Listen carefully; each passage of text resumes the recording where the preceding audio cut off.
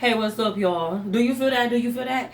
Good vibes and good energy coming straight your way. Do you feel that? Do you feel that? Good vibes and good energy coming straight to you because you are worth it and you do deserve it. You've heard it from the one and the only Lynn Restart Love. Go ahead and get your tea, your lemonade, your Kool-Aid, your wine, your whatever you like so we can kick back, relax, and have a whole vibe.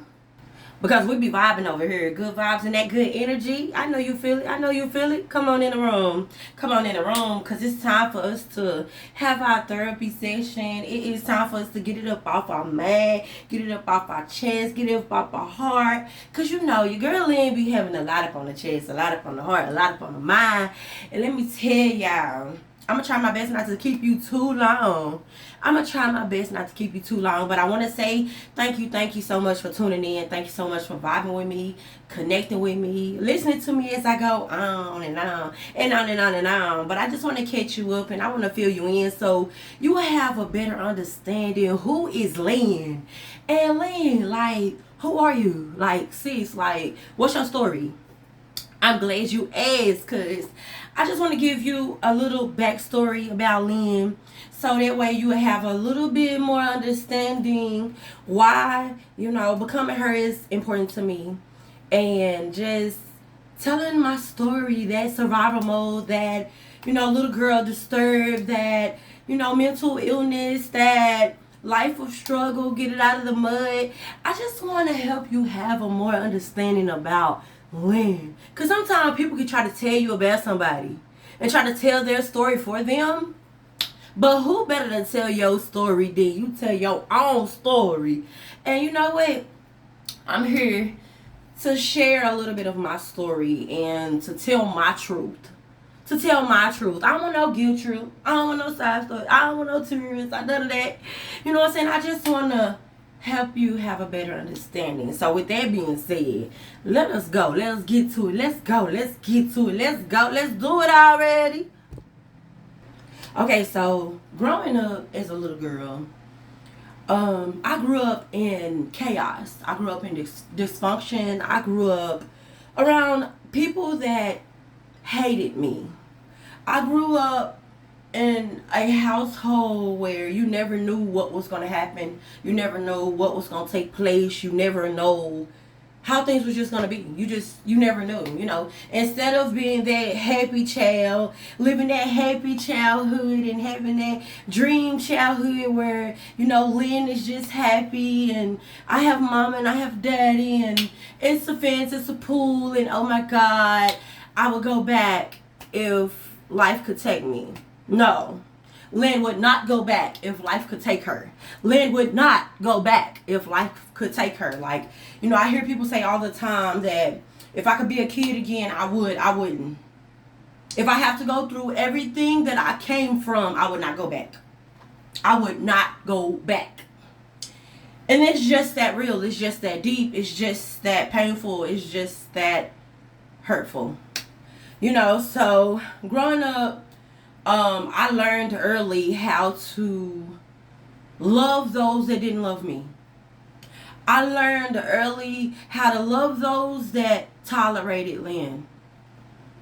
And, you know, being a little girl, you don't think a lot about how you're supposed to be treated and how you're supposed to be taken care of and how people are supposed to tend to you. You know, you're a kid. So you're thinking like a kid. You living like a kid. You just being a kid.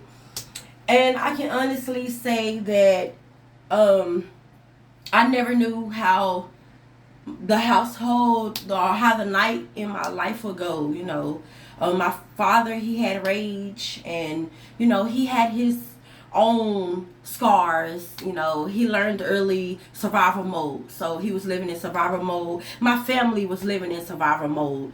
And, you know, so with that being said, you just never knew how things was going to go. And by the time I was 10, I had already lost my virginity. I mean, like, I had older men lusting after me, like, just probably you name it, you think it, Lynn most likely went through it. You know, like, when I say, you know, I was put with people that You know, they didn't really agree with how my mother and my father was, so they took it out on the children. They was mad at the kids because they was mad at the mother and father. Even today, I still have a hard time comprehending, breaking that down, and understanding. Like, how could you take something out on a child when the child didn't do it? But at the same time, I've learned that there are a lot of people that live in survival mode. There are a lot of people that are just living day by day. There are a lot of people that are stuck in generational curses. There are a lot of people that have just adapted to pain, adapted to scars, adapted to grief, adapted to sorrow, to where it's just like, this is what it is. This is it. We're not going to do nothing to change it. This is just it. What you see is what you get. And I've had to learn that we don't have to receive that. We have the power to change it. If we don't like the way life is, we can take steps to change the outcome. So, like I said, I'm trying my best not to keep you too long, but I just wanted you to have more of an understanding of Lynn. And when I tell you, like I said, my virginity was gone at a very, very early age. I didn't have the opportunity to choose my special person. Sex to me, I didn't know what sex was, but sex was happening to me without me realizing sex was happening to me. So, I was mentally disturbed. I was emotionally disturbed because I didn't understand everything that was taking place within my life. I didn't understand that I was being deceived. I was being manipulated. You know what I'm saying? I'm a little girl, gullible, naive, thinking you could trust certain people, thinking you were safe and you were okay, when honestly there were a lot of red flags and, different things taking place in life that has taken place in my life and other young girls' lives. So I've learned to step up to the plate and tell my story. So that way some young girl will know, some young lady will know, you're not the only one, and I get it. Life sometimes hit us hard. Life sometimes knock us down. Life sometimes give us early scars to where we be praying to die. And trust and believe when I say I was that little girl. I was praying to die. They hate me. These people hate me. How could God place me with folks that just can't stand me, don't like me, don't want to be around me? They can't stand my mama. They can't stand my daddy. Like, why am I here? Why?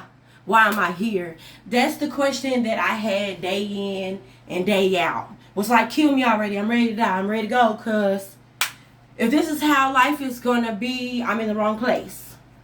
And I made up in my mind early that I'm going to love. I'm going to shine. I'm going to smile. I'm going to be happy. But when I say that through everything that I went through, I was not smiling. I was not shining. I was not glowing. My world was turned inside down, up. It was just turned every way but the right way. Do you hear me? And today I am taking the steps. I'm taking the steps to heal. I'm taking the steps to learn healthy love. I'm learning how to be happy. Because that's what I never learned. I never learned how to be happy. Sometimes you be around people and they wipe the smile off your face. They ask you what's funny. To where you learn, like, you better not show no emotion. You better not, laugh and be too goofy, because people take it the wrong way. They misread it. So growing up, I was emotionally disturbed. Like, I guarantee you, if you look at my graduation picture today, you will be trying to figure out, Lynn, what is going on in this picture? I wish I had a picture to show you guys, because like when I say I was frowned up and I was just, but really and truly, it was one of the happiest days of my life, because I accomplished something that folks thought I wasn't going to accomplish. I did it even when people walked out of my life. I did it even when people gave up on me. I did it. Oh, look at me, I did it. But on the outside, it was like, I hated the world, I hated life, I hated me, and just life is just terrible and it's just bad. But later I learned that I didn't know how to cipher happiness, sad, anger. It was times I asked myself, how do you feel? And I don't know. How do you feel? And I don't know. I don't know how I feel. But I'm not going to keep you guys. I just wanted to come and share some of my story and let you guys know that, yeah, sometimes the beginning is ugly. Sometimes you are given that lemon and your world is just bitter. It's just tar. It's just, I don't agree. But I have learned to put some sugar on it. And I've learned to stir that thing together and make me some good lemonade. Add a little strawberry. You know what I'm saying? I've learned how to shine. I've learned how to rise above. I've learned that just because that's where you came from don't mean that that's how the story has to end. That's not how the story has to end. Just because that's how it started don't mean that's how it had to end. And I've learned that, love people in this world. People in this world, you have a lot of broken people. You have a lot of hurt people. You have a lot of damaged people. You have a lot of people that don't know and not aware. So I've learned to not take everything personal. Because some people are not even aware. They're not aware that they done hurt your feelings. They're not aware that they said something that has stuck with you a long time. Like if I really began to tell people things that they said to me when I was a little girl, their face would be shocked like, you remember that? Yeah, I remember what you said to me. You said I was going to be laying on my back. You said I was going to have a household full of kids. I remember what you said to me. But look at me. Look at me. I did everything but what you said about me.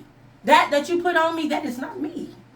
So I've just had to learn that, you can be around people that are broken, that are damaged, that are scarred. Their world is turned upside down. Everything didn't go the way they thought it was going to go. And they're just portraying that energy that's going on with them. They're giving it to you. It ain't even about you. That's what I've had to learn. It's like, Lynn, it's not about you. It wasn't about you. It was the fact that they wasn't happy. It was the fact that they didn't agree. It was the fact that they was not in the place of where they wanted to be. And they didn't do what they really wanted to do. So you know what, Lynn? We're gonna get them some grace. We're going to step back. We're going to get them some room. You know what, Lynn? We're going to move on. I'm not for everybody. You're not for everybody, but just right for somebody. Ooh.